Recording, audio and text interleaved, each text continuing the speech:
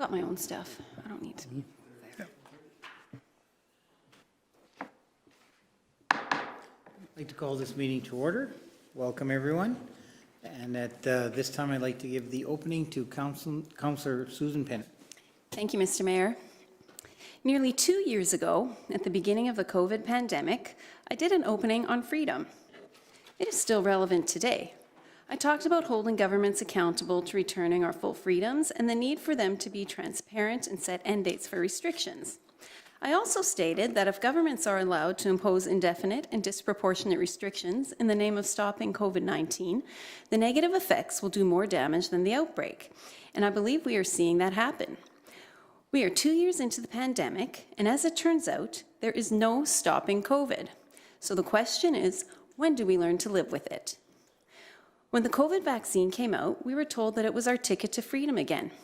I'm not upset that the vaccine isn't working the way epidemiologists thought it would work, but the evidence is still clear that vaccines are working to prevent serious illness. So why then are vaccinated people still required to live under such extreme restrictions? And what is with the disproportionate mandates? Is the small percentage of unvaccinated truck drivers responsible for keeping our grocery stores stocked responsible for the rapid spread of Omicron? What about fully vaccinated, non-symptomatic Canadian travelers having to test and test again before being allowed into the country of their citizenship, particularly when only 1 to 2% are testing positive? Does it make sense that unvaccinated children who are at low risk of COVID but benefit greatly from sports cannot participate in sports? At this point, so many decisions seem arbitrary, based on fear, or an attempted distraction. But the most unusual thing about it all is the sheer number of people who support disproportionate restrictions. Is this really the way we want to live? I sure don't. And I sure don't want to be so consumed by COVID fear that I'm missing the way the federal government is driving up inflation. Implementing the carbon tax, printing too much money, requiring truckers to be vaccinated are just a few examples of unnecessary decisions that are adding to the cost and therefore stress of Canadians.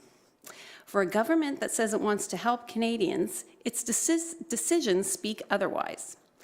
I realize there is no easy solution, but after 2 years, does COVID still require emergency health orders? After 2 years, is there any evidence of provincial governments pivoting the way they do healthcare so Canada is not held hostage by lack of ICU beds? After 2 years, is any thought given to the cure being worse than the disease? Governments will never be able to stop all sickness and disease, and no one expects them to. Fortunately, there has been a shift in tone by our provincial government. At a press conference last week, the Premier said that the province needs to take a more balanced approach to the way it deals with COVID. She said that we're going to need to learn to live with this in the longer term. I agree. It's time for governments to start leading us out of fear and into living again, even if that means living with COVID. Thank you. Thank you, Councillor Penner. Council, we have the agenda in front of us, looking for a motion to adopt. Councillor Penner, or Hebert, second by Councillor Siemens. Any comments? No comments. I'll call for the question. All those in favor? That is carried. Council, we have the minutes in front of us from January 4th, 2022, the regular council meeting, starting on page 1. We've had a chance to review, looking for a motion to approve. Councillor Hebert, second by Councillor Swykstra. No comment. I'll call for the question. All those in favor? That is carried. Is there any business arising from the minutes? Okay, seeing none. We have Councillor Penner, Damien Penner is missing today, looking for a motion to excuse. Councillor Siemens, second by Councillor Hebert. Call for the question. All those in favor? That is carried. Okay, it is just a little bit before 7:35, so we'll move down to number 9, administration, the accounts payable in the back of the book. Looking for a motion to approve. Councillor Hebert, second by Councillor Hebert. No comment. Well, then we'll call for the question. All those in favor? That is carried. We will go to 9B, building permits. This finishes the year for 2021. It's on page 28 of our package. Council, how would you like to proceed? Councillor Penner, Move to approve. second by Councillor Swigstra. Go ahead, Councillor Penner. Thank you. It's always exciting to get the year-end total, and it's a huge year for Steinbach. In fact, it's the third biggest year on record, with over $100 million of permits issued. What's, I think, really interesting and important to note is when it comes to the commercial side of this basically $47 million does not have any major government project in it. The PCH was in the previous year. The new recreation center hasn't yet been taken out. There's no school. So this is really like organic growth, and I think that's quite a significant number for that. So it's another great year for Steinbach, and it shows no signs of slowing down. Thank you. Anything further? Thank you, Mr. Mayor. I certainly agree, and this is an exciting year. As Councillor Penner noted, this is our third highest year to date for building permits, a total of $101 million. A fairly even balance between residential and commercial/industrial. So we see strong growth, both in terms of people choosing to build homes here, which is something that's great to see. And we're also seeing strong commercial and industrial development as well. And so it's a balanced approach to development, strong growth, and looking forward to seeing what the year ahead is going to produce. Thank you. Anything further of council? Anything in closing? Yes, council, I do agree with both Councillor Penner and Councillor Swigstra.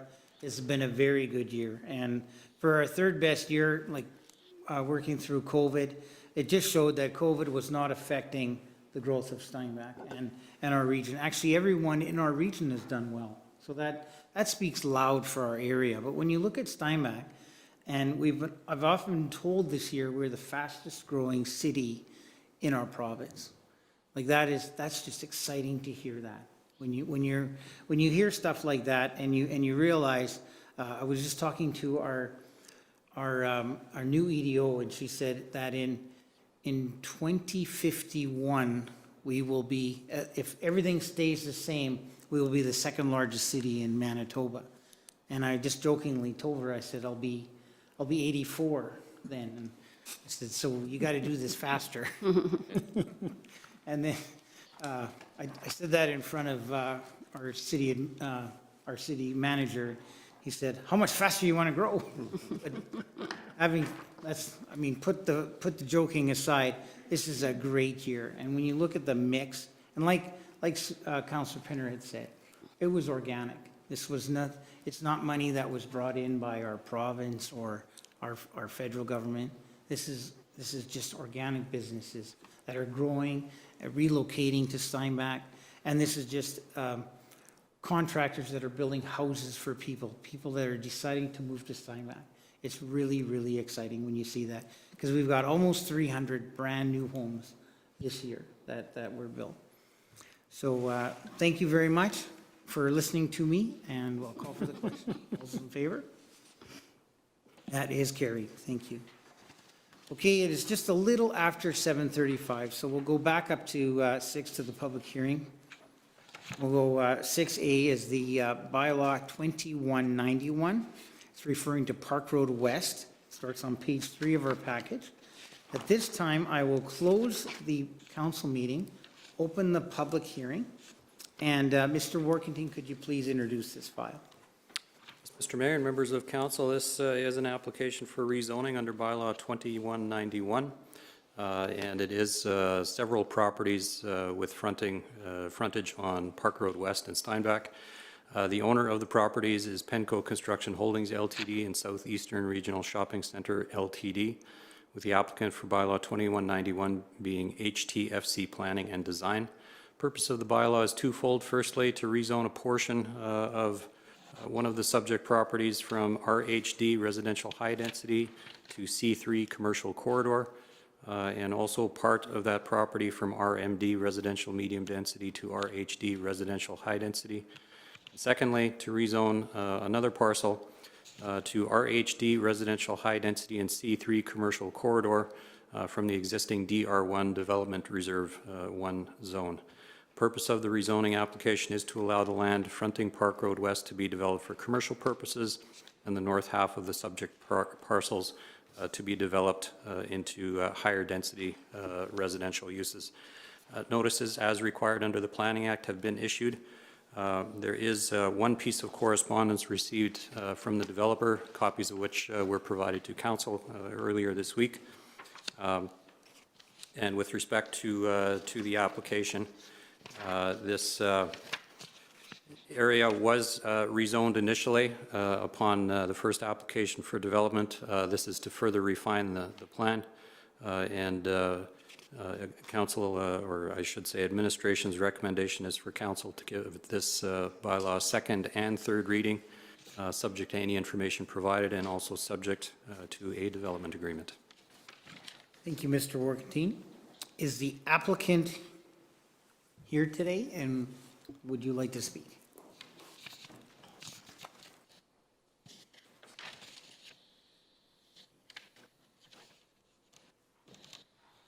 Okay.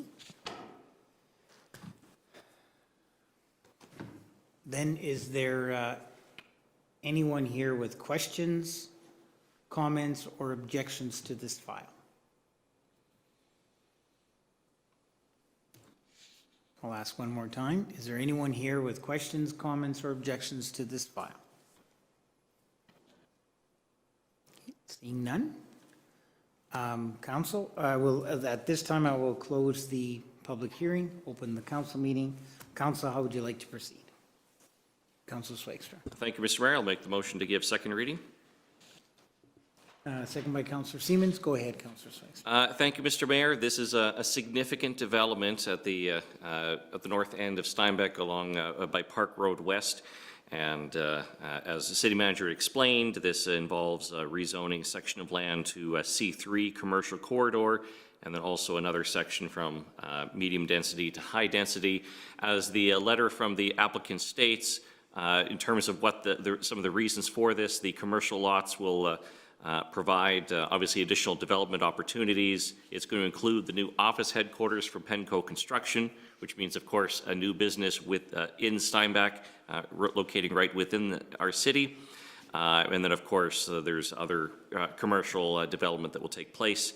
And then the high-density residential will have will complement the mix of housing, as they say, and there will be a variety of services that will be provided there. So I think it's an exciting development, and we've approved a previous version of this, and this is but this is they're asking for some of these modifications here to allow this this version of the development to proceed, and I think it makes sense to allow it to go ahead.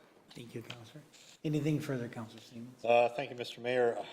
I too am excited about this project. I think there's a lot of thought has gone into it. This is fairly standard for a subdivision to be approved in the initial concept stages, and now as they're making more and more decisions on to the type of zoning they're looking for, including type of development, kind of residential housing, and commercial as well along the Park Road West, and they do come back to council as indicated in our community plan. They ask permission to rezone it so that they can continue to move forward with development. So I also appreciate the thought and the design of this with additional green space in the lake and the thought process that has gone in and the explanation that we are getting. So certainly I think that we need to approve this.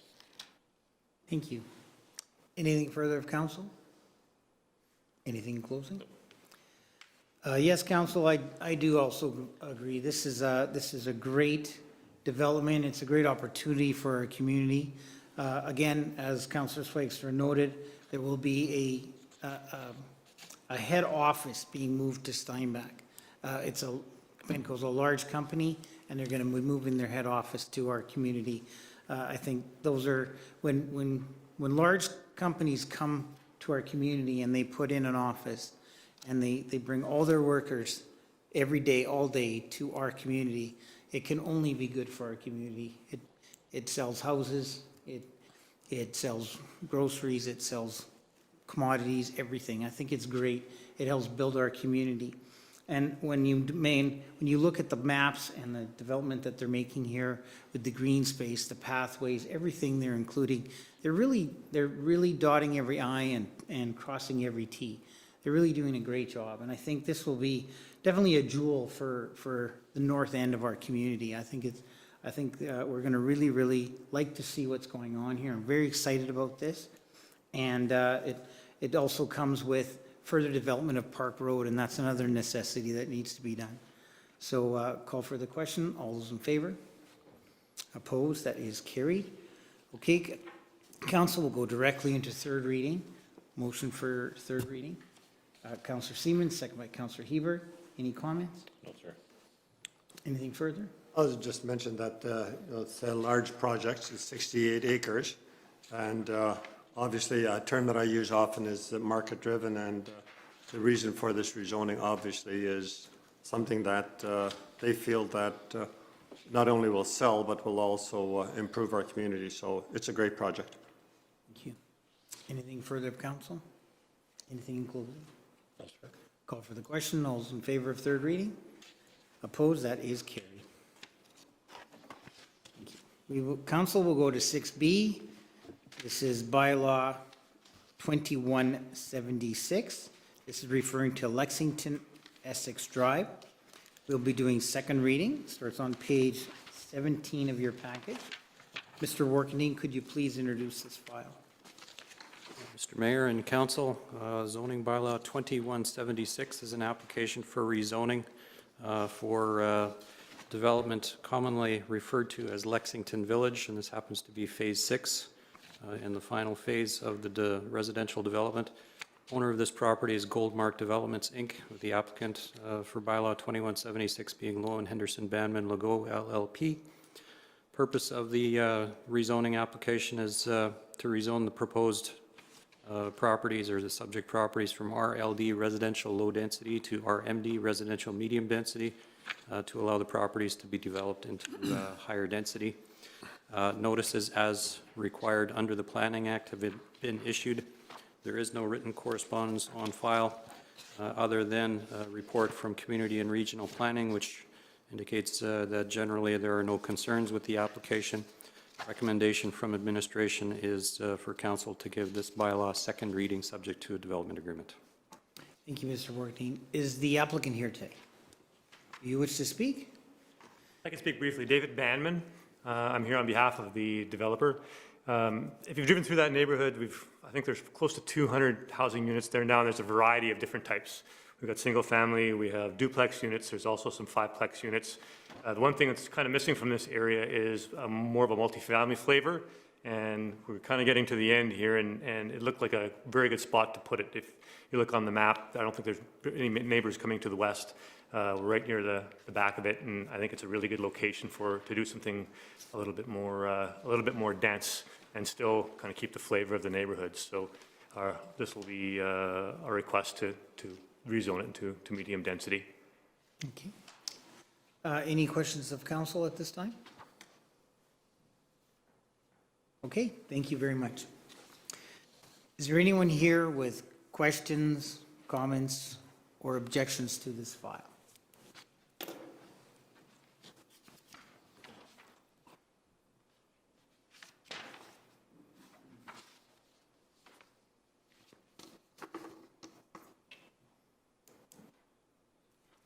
I see none, but I'll ask one more time. Is there anyone here with comments, questions, or objections to this file?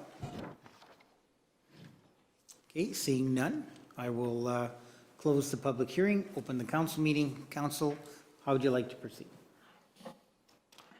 Councillor Swagstra? I'll make the motion for second reading. Second by Councillor Penner. Go ahead.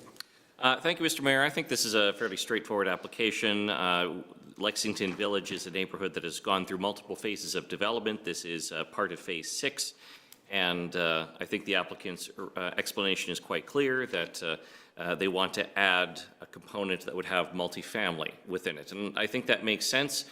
It's good when neighborhoods have a mixture of housing where you have single-family, duplexes, and multifamily, and especially when that's part of the concept when the neighborhood is being planned initially, which is what, of course, we're looking at here. And so I think it's reasonable to rezone these 5 lots as multifamily, so that way it fits in with the overall concept plan that's being, that they're moving forward with for the neighborhood. Thank you. Anything further, Councillor Pinner? No, I have nothing to add.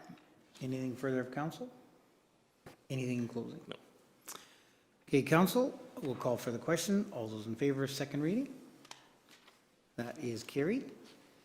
Council, third reading will be done at a later date, as it will be coming back to us in an agenda later on. Okay. Council will move to 9C. This is Realty tax cancellations. It starts on, it's on page 29. This is, it's a matter of housekeeping, I guess. It's just an annual thing we do. There's some tax cancellations need to be canceled. We're looking for a motion to approve. Councillor Hebert, second by Councillor Siemens. Any comments? No comments. Anything further? No, no, thank you. Anything further of council? Okay, call for the question. All those in favor? That is carried. We have 9D, this is accounts receivable. These are transfers to taxes. These are unpaid invoices that get transferred to taxes. Again, it's a housekeeping matter. Council looking for a motion to approve. Councillor Hebert, second by Councillor Swaster. No comment. Well, then we'll call for the question. All those in favor? That is carried. Thank you. Are there any questions of council? Okay, seeing none, we will go to number 11, correspondence and petitions. This is referring to the Epp Library minutes, November 17th, 2021, and December 16th, 2021. We'll just take that as information. There's no other business. Looking for a motion to adjourn. Councillor Hebert, second by Councillor Pinner. Call for the question. All those in favor? That is carried. Next regular council meeting is Tuesday, February 1st, 2022.